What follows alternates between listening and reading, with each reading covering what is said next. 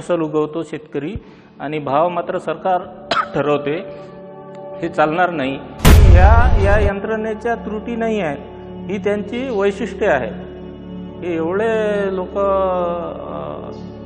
काय म्हणू, यांच्यामध्ये आळशीपणा आहे, यांच्यामध्ये चोरीचे गुण आहेत, यांच्यामध्ये दरोड्याचे गुण आहेत, कामचुकारपणाचे गुण आहेत।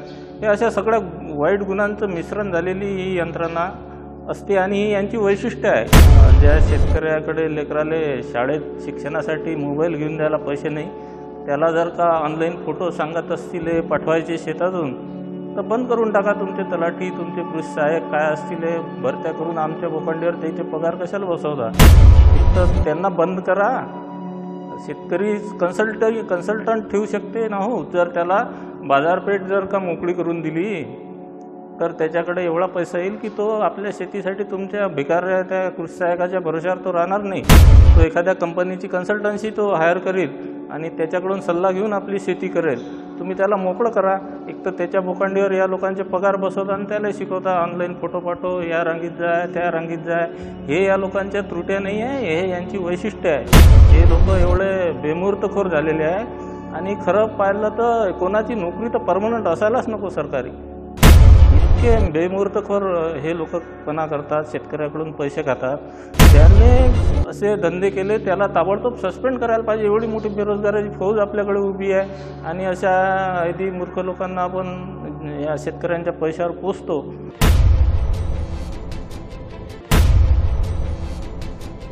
नमस्कार, विदर्भदूत न्यूजमध्ये मी संजय निकस पाटील सर्व विदर्भदूतच्या प्रेक्षकांचं स्वागत करतो।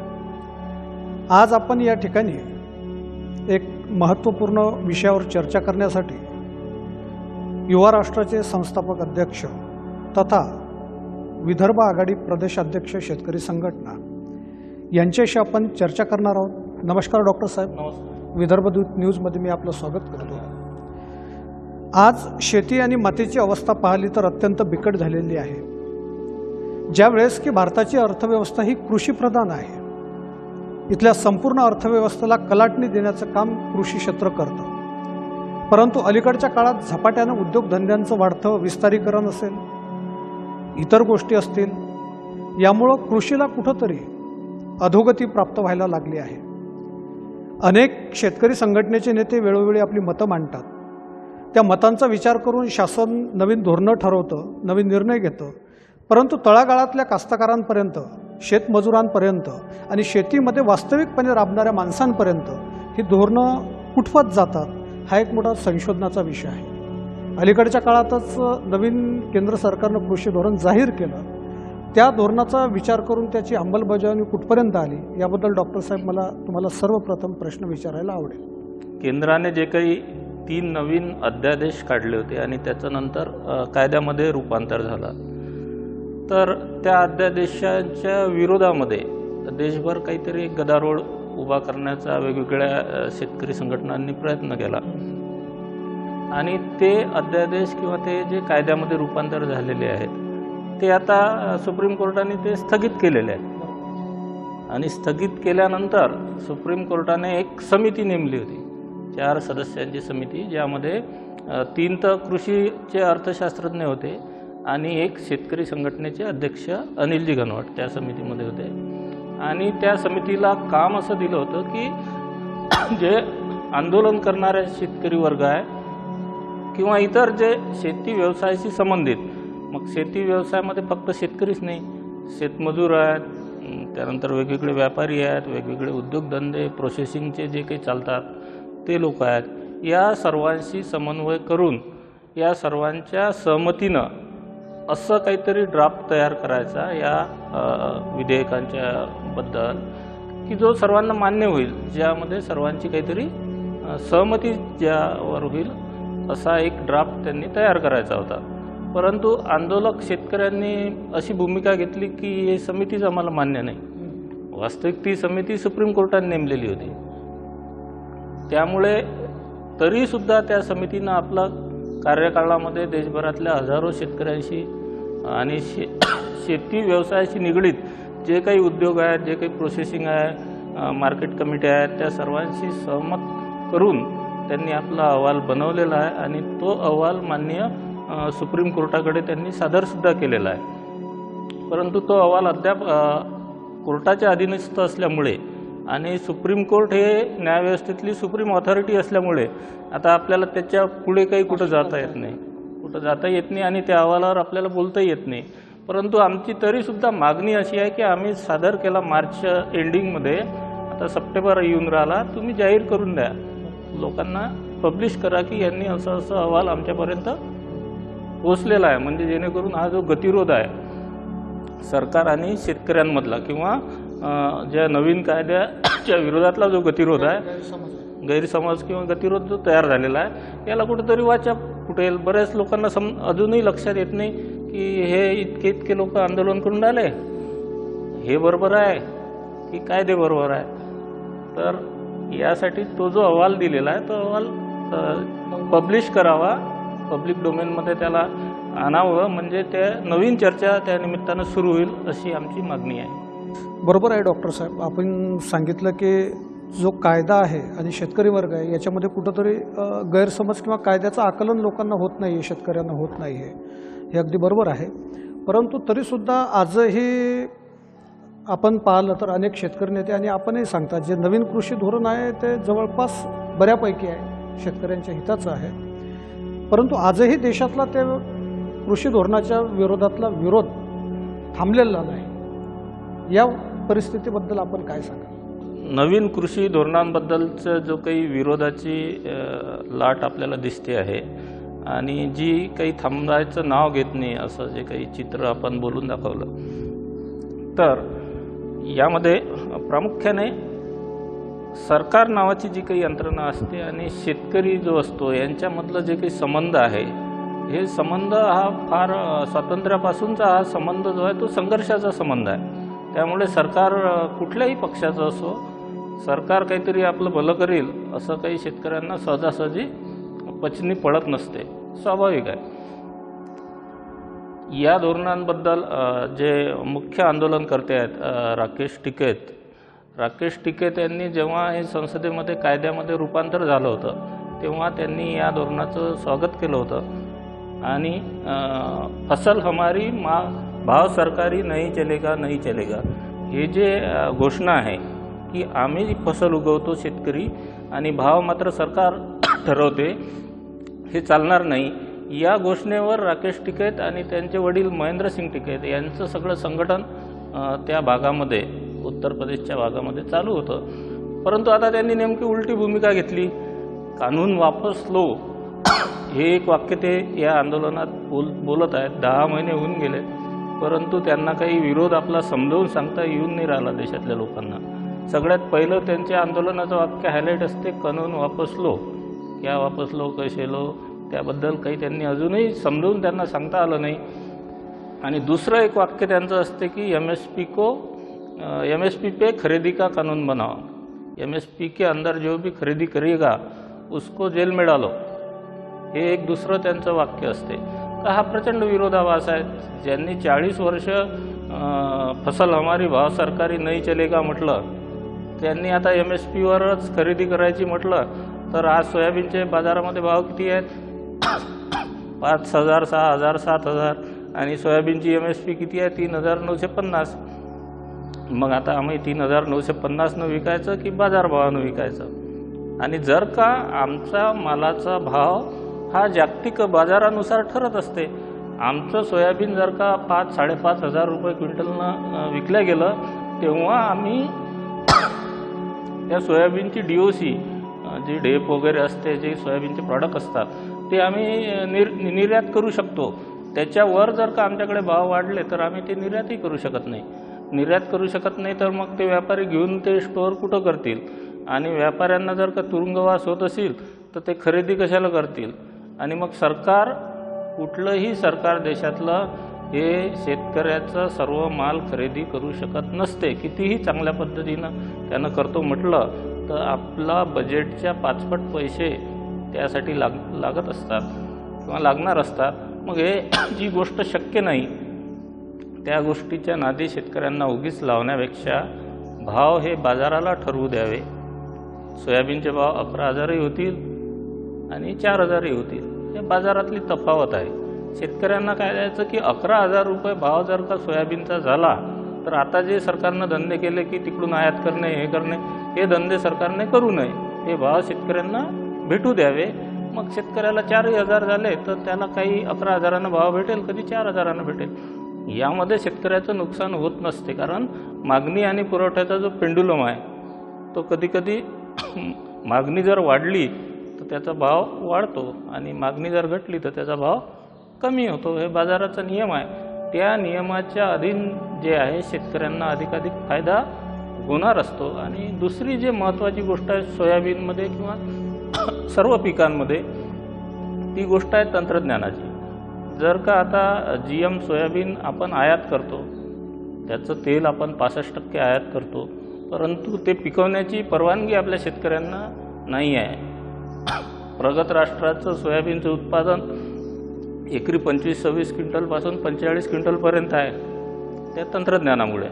पण आपल्या शेतकऱ्याचं उत्पादन हे एकरी 4 ते 5 क्विंटलच आहे. मग आपला शेतकरी त्यांच्या स्पर्धेत टिकणार कसा, या मुद्द्याकडे आपण अधिक लक्ष देण्याची गरज आहे. आपण जो मुद्दा मांडला तो अगदी तंतोतंत बरोबर आहे. 90च्या काळामध्ये VP सिंगांनी मंडल आयोग आणला होता.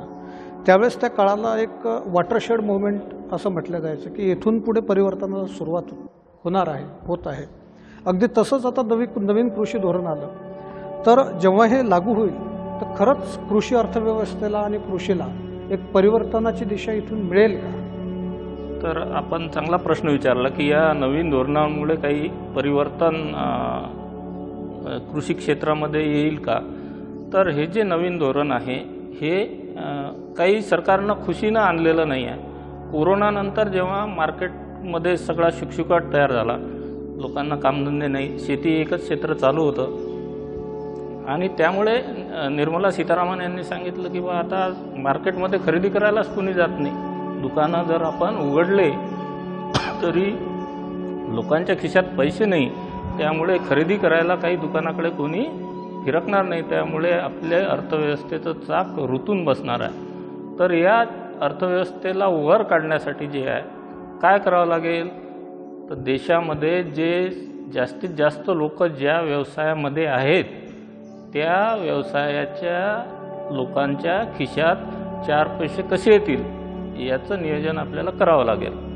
मग काय नियोजन करता येईल, तर यांच्या खिशात पैसे येण्याचा मार्ग अडकून ठेवलेला होता. कसा, तर एक आवश्यक वस्तू कायदा नावाचा कायदा 1955 साली बनवला गेला होता आपल्या देशात. त्यानुसार शेतमालाचे भाव पाळण्याचे सगळे अधिकार सरकारांकडे होते. मग ते आयाती करायचे, निर्यात बंदी लावायचे, त्या वस्तूवर एकदमच निर्यात लावून टाकायचे किंवा या झोनमधून त्या झोनमध्ये विकता येणार नाही, या जिल्ह्यातून त्या जिल्ह्यामध्ये विकता येणार नाही, अशा पद्धतीनं त्या वस्तूचा भाव, शेतमालाचा भाव नियंत्रित करायचा. जेणेकरून कशासाठी करायचा की महागाई वाढली नाही पाहिजे. महागाई कशाला समजतात लोक, फक्त शेतमालाचा भाव वाढला की म्हणतात महागाई वाढली.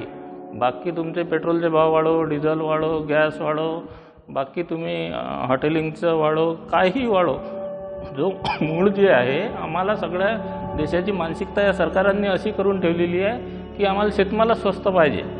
लगेच आम्ही बोंबलायला सुरुवात करतो थोडेसे महाग भाव झाले तर. वास्तविक ते भाव 2 महिन्यांनी 4 महिन्यांनी आपोआप कमी होत असतात. जेव्हा पुरवठा वाढेल तेव्हा ते कमी होत असतात. परंतु शेतकऱ्याच्या खिशामध्ये 2 पैसे जाताना दिसत नाही अशी व्यवस्था सरकारांनी राबवली आणि तेच समाजातल्या संघटित वर्गांची एक भूमिका एक प्रकारे झालेली आहे. म्हणून या कायद्यांमध्ये असं सांगितलं की आवश्यक वस्तूतून काही अटींसह त्यांनी शेतमाल वगळला. तर काय अटी टाकल्या की जे अन्नधान्य आहे त्याचा भाव 1.5पटपर्यंत वाढणार नाही. 1.5पटच्या वर जर वाढला तर मग आम्ही ते आवश्यक वस्तू कायदा लावू आणि 1.5पट जर पर्यंत वाढेपर्यंत आम्ही त्यातला आवश्यक वस्तूचा कायदा लावणार नाही. मग आता हे शेतकऱ्यांसाठी चांगलं आहे की वाईट आहे? आमची तर मागणी आहे तर आवश्यक वस्तूचा कायदाच रद्द करून टाका. कशाला आमच्यावर निर्बंध ठेवता? हे जे निर्बंध आहेत हे शेतमालाचे भाव नियंत्रित करण्यासाठी किंवा कमी करण्यासाठी आहे. यामध्ये त्यांनी दुरुस्ती केली की आम्ही 50% अन्नधान्याचे भाव वाढेपर्यंत या कायदा शेतकऱ्यांवर वापरणार नाही. याचं स्वागत करायला पाहिजे आणि अशी मागणी करायला पाहिजे की कधीच लावू नका. आणि दुसरं जे त्यांनी सांगितलं, फळे आणि भाजीपाला यांचे भाव दुपटीने वाढल्याशिवाय आवश्यक वस्तू कायदा लावणार नाही, याचं पण स्वागत करायला पाहिजे. तिसरं जे त्यांनी सांगितलं की APMC तर राहतील परंतु त्यांची मक्तेदारी राहणार नाही. देशातला पॅन कार्ड असलेला कोणताही नागरिक शेतमाल खरेदी करू शकेल. APMCमध्ये आपण आज काय पाहतो, जर का आपण त्यांच्या अळते दलाल सगळ्या व्यापाऱ्यांच्या याद्या काढल्या तर सगळे एकमेकाचे नातेवाईक, आते भाऊ, मामभाऊ, चुलत भाऊ, अमके डमके सोयरे, हे सगळे लोक एकत्रित येऊन तिथं शेतकऱ्यांची लूट करत असतात आणि त्यांनाच लायसन असते शेतमाल खरेदी करायचं आणि त्यांची एक प्रकारे मक्तेदारी तिथं झालेली असते आणि या मक्तेदारीमुळे शेतमालाचे भाव पडतात. हे प्रत्येक शेतकऱ्याला माहीत आहे. APMCमध्ये माल नेला की तो परतही आणू शकत नाही. त्याच्या ज्या नरक यातना आहेत त्याला कधी वाट पाहावी लागेल, त्याला कुठून टोचतील, कुठं सांडतील, उलटतील, काय भावानं हराशी करतील, घेराव करून भाव पाडतील, हे काही नवीन गोष्ट नाही आहे. तर याच्या पलीकडे जाऊन जर का आम्हाला मार्केट मिळत असेल, कोणी जर का शेतमाल विकत घेऊ शकत असेल तर त्यांनी नगदी पैसे द्यावे, विकत घ्यावं, साधी गोष्ट आहे. मग यामध्ये विरोध करण्यासारखा काही मुद्दा नाही आहे. उलट काहीतरी थोडीशी मोकळीक त्यांनी शेतकऱ्यांना दिली आहे आणि ही मोकळीक काही ते खूप राजा उदार झाला म्हणून दिलेली नाही आहे. त्यांना समजलं की आता या शेतकऱ्याच्या खिशात 4 पैसे आल्याशिवाय हे मार्केट चालू शकत नाही, म्हणून त्यांनी ही मोकळीक दिलेली आहे. तर आपण याच्या पाठीशी उभं राहिलं पाहिजे किमान एवढ्या निर्णयाच्या, आणि त्यांना सांगितलं पाहिजे की आम्हाला पूर्ण आवश्यक वस्तू कायदा हे करा, रद्द करा, आम्हाला पूर्ण तंत्रज्ञानाचं स्वातंत्र्य द्या, जगात जे जे तंत्रज्ञान असेल ते आम्हाला वापरू द्या, जगात जे ज्या बाजारपेठा असतील तिथे आमचा माल आम्हाला विकू द्या, आमच्यावर अचानक निर्यातबंदी लावू नका. त्यांनी हे 3 कायदे पास केले आणि लगेच मग कांद्याचे भाव वाढले आणि त्यांनी लगेच कांद्यावर निर्यातबंदी लावली. असं धंदे सरकारने सुद्धा करू नये. आपण जे कायदे पास केले त्याच्या विरुद्ध आपण त्याच्या बाजूने आपण प्रामाणिक राहिलं पाहिजे. आपली भूमिका बदलली तर मग लोकांचा आपल्यावर विश्वास उडून जातो. म्हणून सरकारने सुद्धा अशा निर्यातबंदीसारखे धंदे करू नये. आणि आता जे काही सोयाबीन आयात केलं, आयातीला हरकत नाही, परंतु महाग भावाने आयात करून इकडे स्वस्त भावाने विकणे कारखानदारांना आणि शेतकऱ्यांच्या मालाचे भाव पाडणे, हे जे धंदे आहेत हे सरकारने अजिबात बंद करावे. त्याशिवाय शेतकऱ्यांची भलं होणार नाही आणि शेतकऱ्यांच्या खिशात जोपर्यंत पैसा येणार नाही तोपर्यंत देशात सगळे उद्योग, बेरोजगारी ह्या सगळ्या समस्या चालूच राहणार आहे. म्हणून महाग भावाने आयात करून इथं स्वस्त भावाने कारखानदारांना देणे आणि आपल्या शेतकऱ्यांचे भाव पाडणे असे उद्योग सरकारने बंद करावे. नक्कीच डॉक्टर साहेब, आपण सांगितलं की शेतकऱ्यांना ओपन मार्केट मिळाल्यामुळं त्यांना जास्तीत जास्त ठिकाणी, वेगवेगळ्या ठिकाणी आपला कृषी माल विकता येईल. त्याच्यामुळं त्यांना नक्कीच एक परिवर्तन आहे असं म्हणता येईल आपल्याला.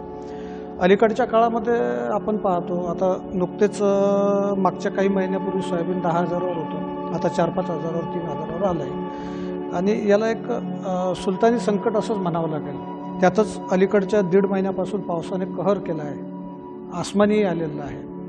आणि नगदी पीक म्हणून संबोधल्या जाणारं सोयाबीन जवळपास 70% विदर्भातल्या शेतकऱ्यांचं नेस्तनाबूत झालं आहे. शासनानं या नुकसानीची पाहणी करावी, पंचनामे करावे, त्वरित पीक विमा संबंधित शेतकऱ्यांना मिळवून द्यावा असे आदेशही दिले आहेत. परंतु आज आपण जर लक्ष टाकलं, अकोला असेल, अमरावती असेल, बुलढाणा असेल, तर या ठिकाणी पंचनामे व्हायला सुरुवात झाली. अनेक ठिकाणी ऑनलाईनचा पर्याय दिला आहे, जे की शेतकऱ्यांना काही कळत नाही. ते सेतूवर जा, त्याच्यात कोरोना काळ आहे, काही ठिकाणी सुरू असते, काही बंद असते, बऱ्याच अडचणी आहेत. एकूण मुद्दा हा की शेतकऱ्यांना अजूनसुद्धा तातडीनं नुकसान भरपाई मिळालेली नाही. याबद्दल आपण काय सांगा? अतिवृष्टीमुळे शेतकऱ्यांचं सोयाबीन पिकाचं आणि इतरही जे पिकं आहे कपाशीसारखे त्यांचं मोठ्या प्रमाणात नुकसान झालेलं आहे. आणि आपण जो मुद्दा उपस्थित केला, पंचनामे, नुकसान भरपाई वगैरे वगैरे, आणि यामध्ये ज्या काही आपण त्रुटी सांगतो या यंत्रणेच्या, शासकीय यंत्रणेच्या, मुळामध्ये आपण लक्षात हे घेतलं पाहिजे की या यंत्रणेच्या त्रुटी नाही आहेत, ही त्यांची वैशिष्ट्ये आहेत. हे एवढे लोक काय म्हणू, यांच्यामध्ये आळशीपणा आहे, यांच्यामध्ये चोरीचे गुण आहेत, यांच्यामध्ये दरोड्याचे गुण आहेत, कामचुकारपणाचे गुण आहेत. हे अशा सगळ्या वाईट गुणांचं मिश्रण झालेली ही यंत्रणा असते आणि ही यांची वैशिष्ट्य आहे. हे याच्यातल्या त्रुटी नाही आहे. म्हणून आपण नुकसान भरपाईच्या बाबतीमध्ये आम्ही सांगतो की बा आसमा तो आसमानी है. हे तर आम्ही पाहून घेऊ, आसमा तो आसमानी आहे. 3-4 वर्षातून एखाद्या वर्षी आम्हाला याला तोंड द्यावंच लागेल. पण सुलतानो के भी यहाँ गाज निराले. जे काही आमच्यावर आफत आहे खरी ते सुलतानाची आहे आणि त्यांच्या यंत्रणेची आहे. जर का आम्हाला सांगत असतील ज्या शेतकऱ्याकडे लेकराले शाळेत शिक्षणासाठी मोबाईल घेऊन द्यायला पैसे नाही, त्याला जर का ऑनलाईन फोटो सांगत असतील पाठवायचे शेतातून, तर बंद करून टाका. तुमचे तलाठी, तुमचे कृषी सहाय्यक काय असतील भरत्या करून आमच्या बोकांडीवर त्याचे पगार कशाला बसवता? एक तर त्यांना बंद करा. शेतकरी कन्सल्टंट ठेवू शकते ना हो. जर त्याला बाजारपेठ जर का मोकळी करून दिली तर त्याच्याकडे एवढा पैसा येईल की तो आपल्या शेतीसाठी तुमच्या भिकाऱ्या त्या कृषी सहाय्यकाच्या भरोश्यावर तो राहणार नाही. तो एखाद्या कंपनीची कन्सल्टन्सी तो हायर करेल आणि त्याच्याकडून सल्ला घेऊन आपली शेती करेल. तुम्ही त्याला मोकळं करा. एक तर त्याच्या बोकांडीवर या लोकांचे पगार बसवता आणि त्याला शिकवता ऑनलाईन फोटो पाठव, या रांगीत जाय, त्या रांगीत जाय. हे या लोकांच्या त्रुट्या नाही आहे, हे यांची वैशिष्ट्य आहे. हे लोक एवढे बेमुहूर्तखोर झालेले आहे आणि खरं पाहिलं तर कोणाची नोकरी तर परमनंट असायलाच नको सरकारी. इतके बेमुहूर्तखोर हे लोकपणा करतात, शेतकऱ्याकडून पैसे खातात.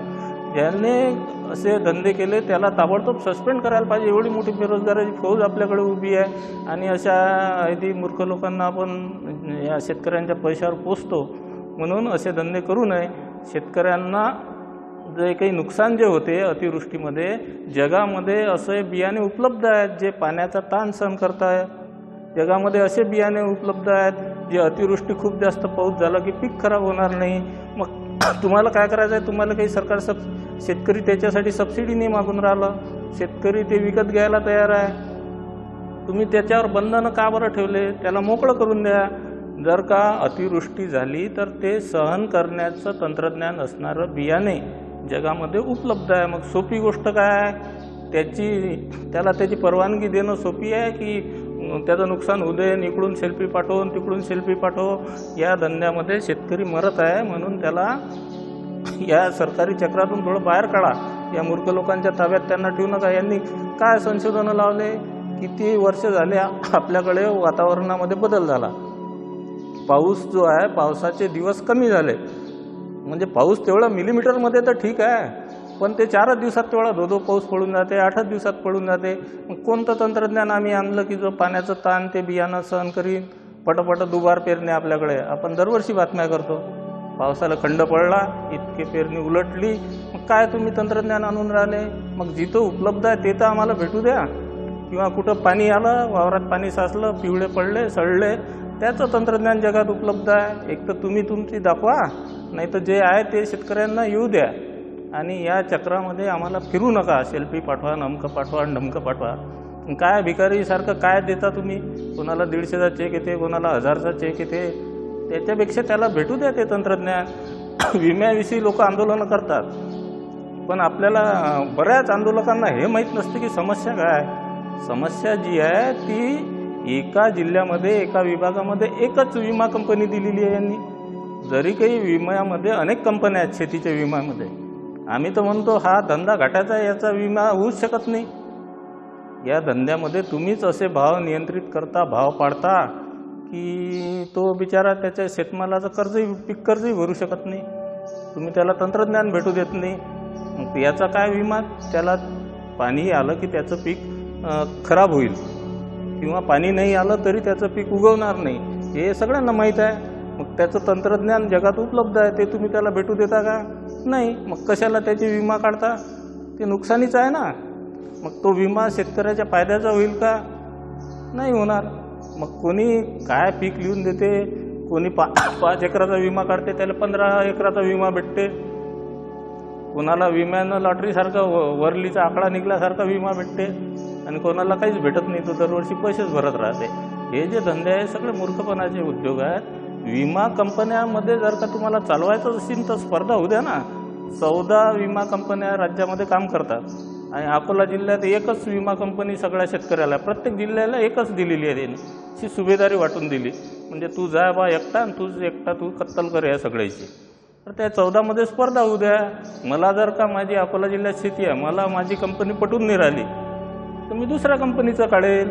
त्या स्पर्धा झाली तर त्या शेतकऱ्यांना सेवा चांगली भेटेल ना. पण यांनी विम्यामध्ये स्पर्धाच बंद करून टाकलेली आहे. त्यामुळे हे सगळे प्रॉब्लेम आहे.